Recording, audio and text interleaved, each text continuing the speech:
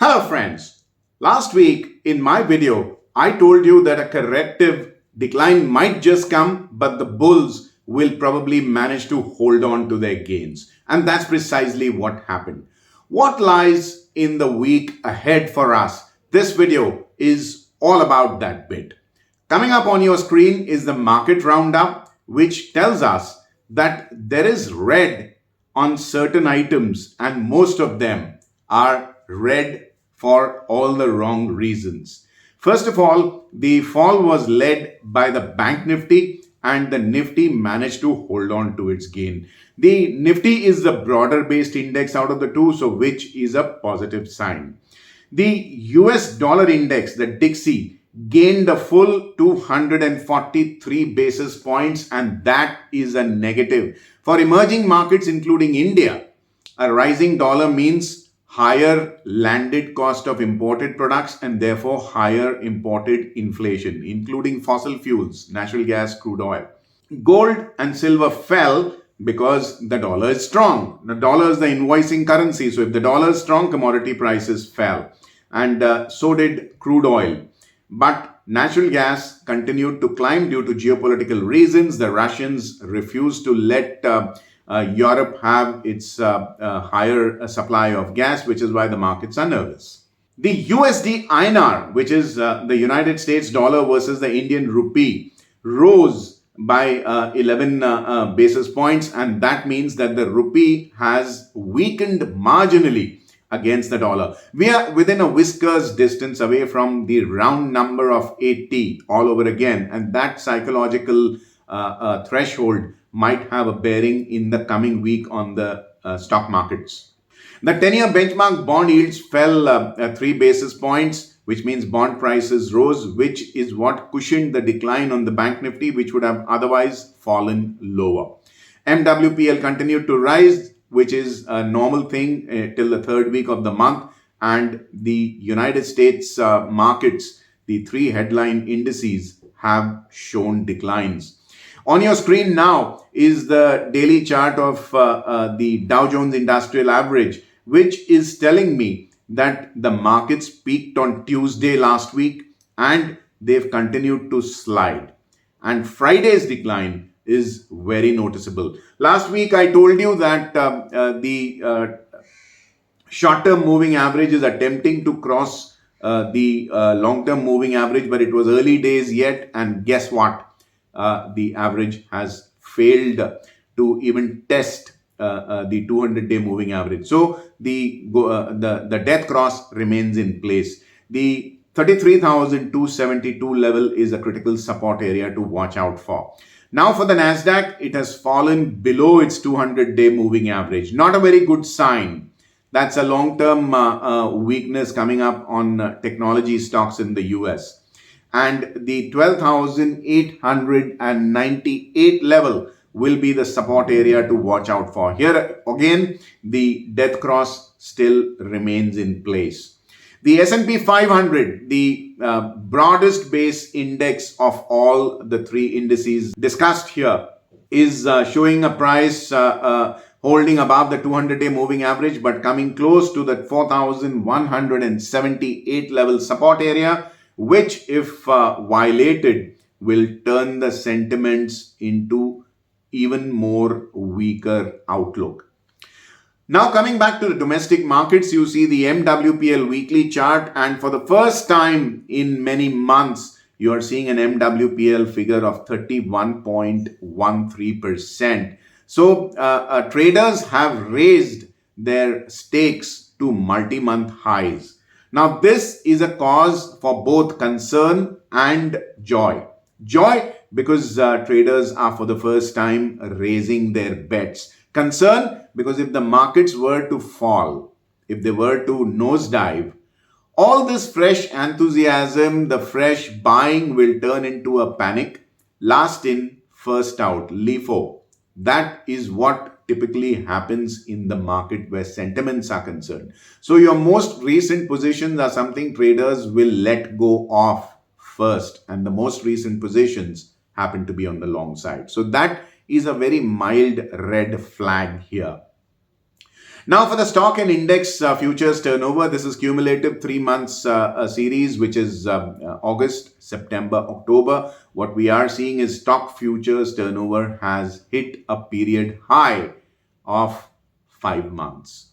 The index futures turnover has also shot through the roof. It's in the upper end of the 20-week range, nowhere close to the all-time highs. But the fact that the turnover has risen at a time when markets have, I can only use the word dive. They've nosedived on Friday. That's another red flag here. Now for the basis is nothing but the discount of premium enjoyed by the future over spot. As long as the basis is positive, it means the bulls have edge and upper hand. The basis for the Nifty is just about kissing zero. And the bank Nifty is marginally higher at 16.40. On a week-on-week basis, the premium of futures has collapsed, which tells me that there's been selling at higher levels, there's been distribution, and that's another mild red flag. Coming to the advanced decline ratio after the price, this ratio is the most leading indicator of the undertone of the bullishness prevalent in the markets. And after a gap of 8 weeks, it has now come to 0.52. So a 2-month-long optimism has come to an end. Will the optimism pick up? You can monitor this reading on your mobile or computer trading terminal in real time, and I would suggest you strongly do so. This after the price is the most leading indicator to tell you which way the winds are blowing, and unfortunately in the week gone by, this is a mild red flag. Now, for the impetus chart, the weekly chart on your screen, this is something that you've learned to respect and bank on so heavily in the last 1.5 years almost. There is a mild red flag. The bank Nifty impetus is at a 3-week high, and the Nifty impetus is at a fortnight high. And this coming in the bank Nifty when the index has surrendered gains tells me that there was forceful selling in the bank Nifty at higher levels. Even where the Nifty is concerned, on Friday, I did see equilibrium coming in the prices on the downside. So the markets are clearly telling us that there is a possibility of selling pressure at higher levels. Another red flag. Now for the LWTD, the lift weight thrust drag indicator, in-house exclusive indicator you won't find anywhere in the public domain. And this is the combination of 4 forces that any aircraft encounters during powered flight. Now the Nifty percentage gain loss line, the blue line, is in minus or negative territory at minus 1.10, but the LWTD is a positive 0.11.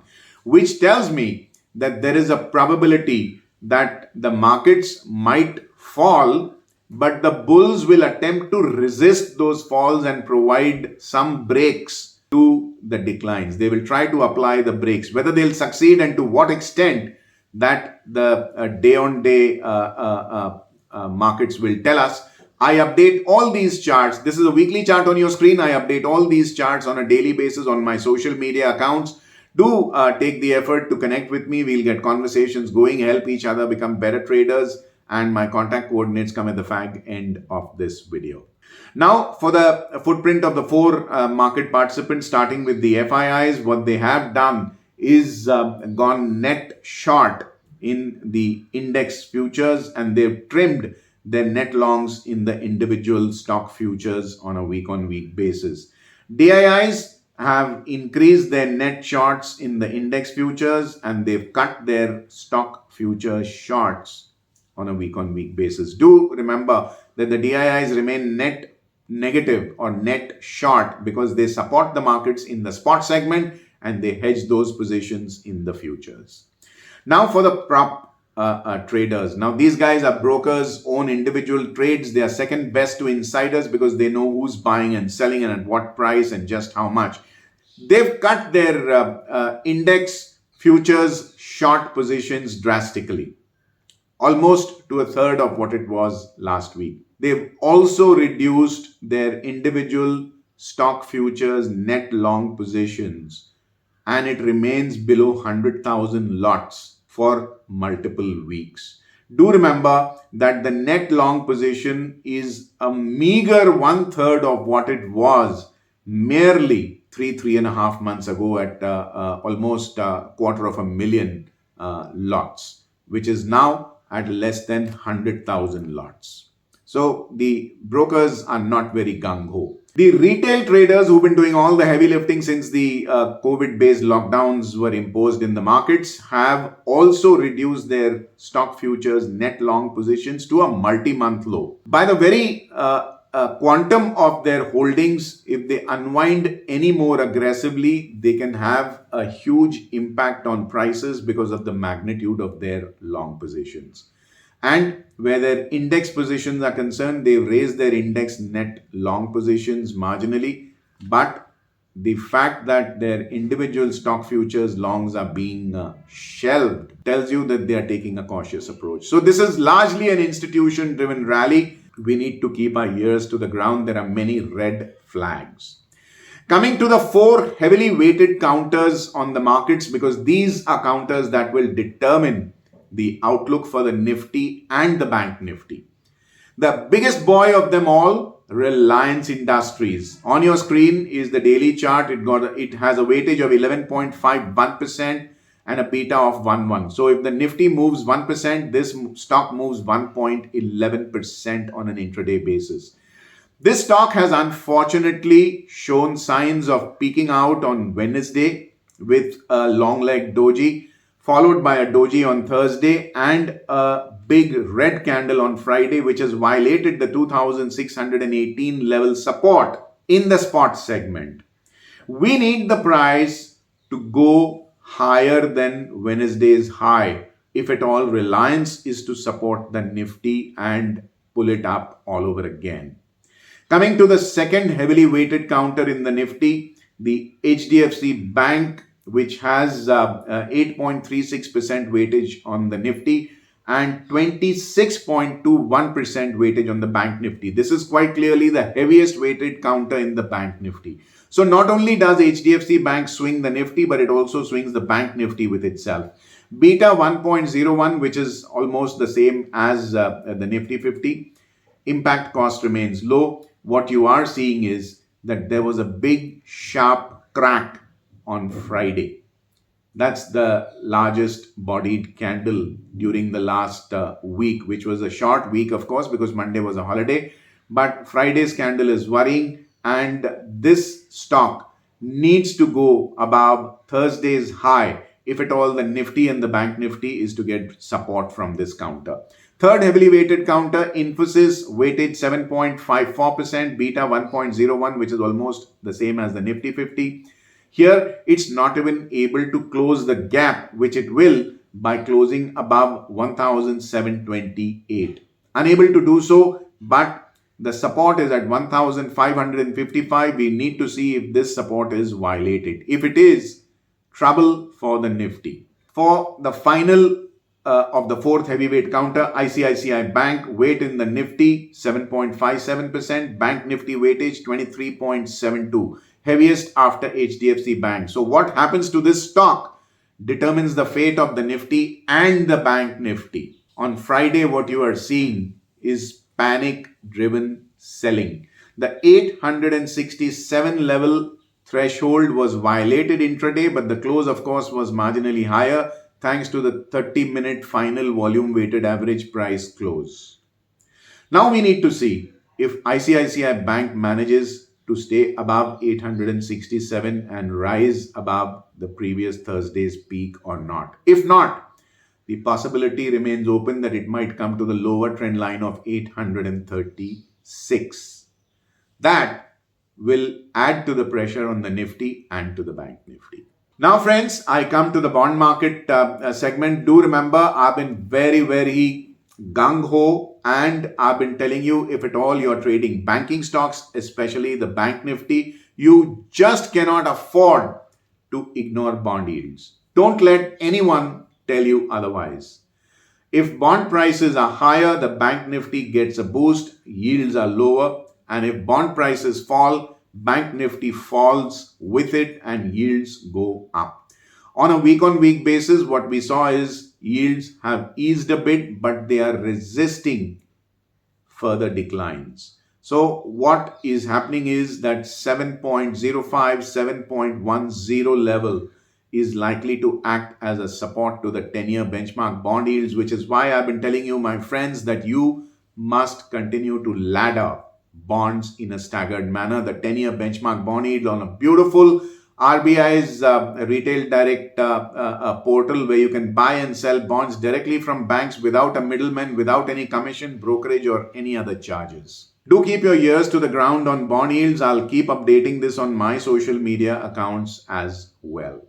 Friends, the bond market done, I now come to the US dollar index, which is extremely critical for all emerging markets, including India. And watch how the US dollar index daily chart on your screen tells us that this dollar benchmark rose on 4 out of 5 trading sessions, has closed above a multi-week high, cleared a resistance. The index is above its 25-day exponential moving average, which is a proxy for a month-long holding on cost of an average bull. So the short-term outlook has now turned positive back again. Going to the weekly chart, what you are seeing is a very clear and unmistakably bullish pack candle. It's a power candle, the largest in the recent times, and a bullish engulfing pattern of sorts. The price is above the 25-week exponential moving average, which is a 6-month holding on cost of an average bull. So the medium-term outlook remains optimistic. Will this index go to the magic mark of 110, a psychological mark? We need to see. But hey, if it does, troubled times for emerging markets, including Indian equity markets. So this remains a red flag to watch out for. Friends, last week I advocated a range between 107.5 on the upside and 103.84 on the downside on the dollar index, which was overcome because the high was 108.14. In the coming week, I estimate a range between 110 on the upside and 106.25 on the downside. Friends, the dollar index done, I now come to the bank nifty, which took it on the chin and fell more than the Nifty 50. It surrendered 0.14%. Fell on only 1 out of 4 trading sessions, as you can see on your screen. But that one session itself, oh boy, that took away the gains of all the prior 3 sessions and locked it into negative territory. You can see that the candle is a humongous power candle. Now, the previous swing high of 38,759 is a support area to watch out for. Should the bulls not be able to defend that level, you're clearly seeing a fall which might bridge the open gap that it has left on the upside, and the price, which has run far ahead of its 25-day exponential moving average, which is a month-long holding on cost of a bull, might just come to take support there. Do remember last week I warned you that the prices are far above the 25-day exponential moving average, both for the Nifty and the Bank Nifty, which is why the thumbnail of last week's video was corrections might come. The weekly chart on your screen tells us that the weekly candle is not only bearish, but it's an inverted hammer. Bulls attempted to pull the markets higher, which is why you're seeing the shadow or the wick at high, but the closing was below the opening. That's always a negative. Like I said, the 38,759 level needs watching very, very keenly. The price is far above its 25-week exponential moving average, which means the 6-month holding on cost of an average bull. The medium-term outlook remains positive, but the distance between the price and the average is too big, which means a downside may be expected. That is another red flag that I'm pointing out to my viewers in this video. Friends, in the week before last, this index was at number 3 in our in-house volatility rankings. It fell by 1 notch to number 4. Not only because the volatility came down on the Bank Nifty, but also because volatility on individual stocks far exceeded the volatility of the Bank Nifty. Last week, I advocated a range between 40,600 on the upside and 37,475 on the downside, which held perfectly well in spite of all that volatility. In the coming week, I estimate a range between 40,500 on the upside and 37,450 on the downside. A word of caution to my friends. I'm known to be cautious, but I'm extra cautious for the week ahead. I would trim my traded exposure drastically in the coming few trading sessions. Friends, the Bank Nifty done. I now come to the Nifty 50, the most liquid counter on the NSE's derivative segment, the lowest impact cost and highest in liquidity. It managed to hold on to its gains by gaining 0.34% on a week-on-week basis, fell only on 1 out of 4 trading sessions, which is Friday, as you can see on the daily chart on your screen. But my God, that fall was enough to knock the wind out of the lungs of the bulls. The price managed to break out above its downward sloping trend line, which connects all the peaks that this index has made after October 2021. But that breakout turned out to be short-lived, 2 trading sessions to be precise. The index has fallen below that trend line.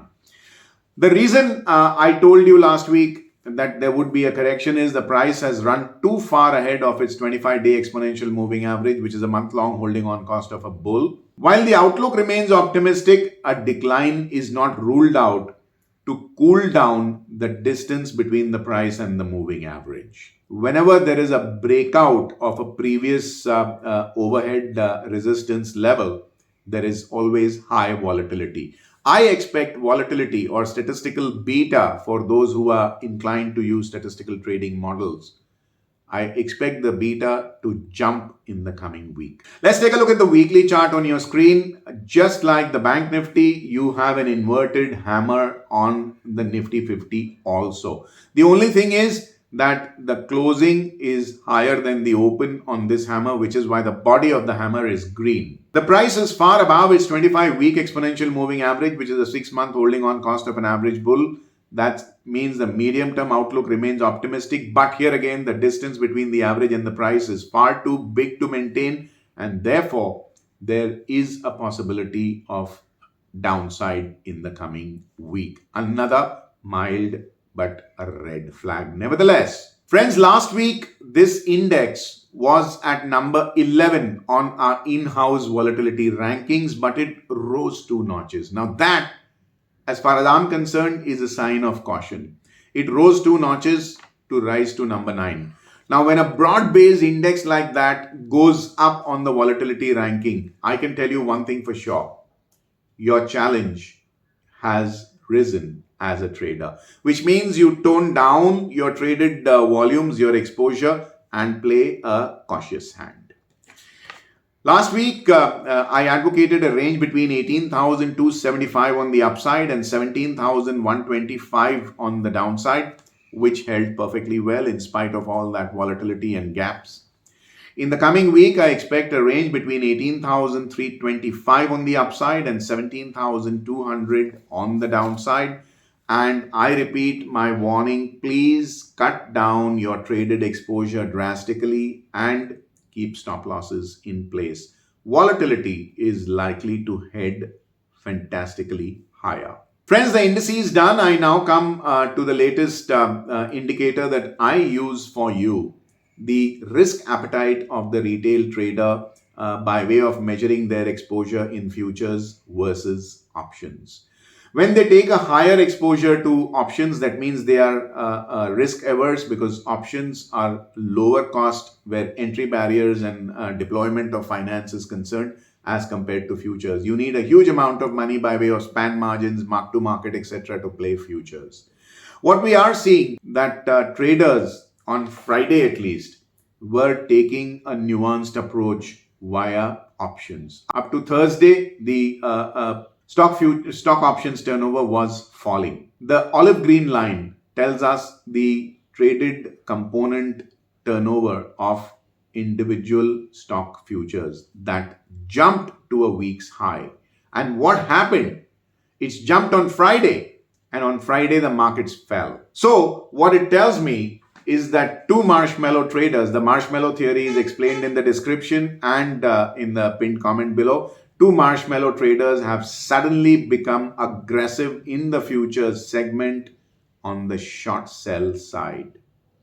Now that is another one of the many red flags that I have pointed out to you in this video. Friends, the indicators done. I now come to the most popular segment of this video for statistical modeled traders. I'll give you 5 stocks which have gained on a day-on-day basis where impetus is concerned, and there you take small exposure, wait for large price moves, and 5 stocks which have lost the most amount of impetus on a day-on-day basis where you take big exposure and wait for small price moves. This is well suited for scalpers.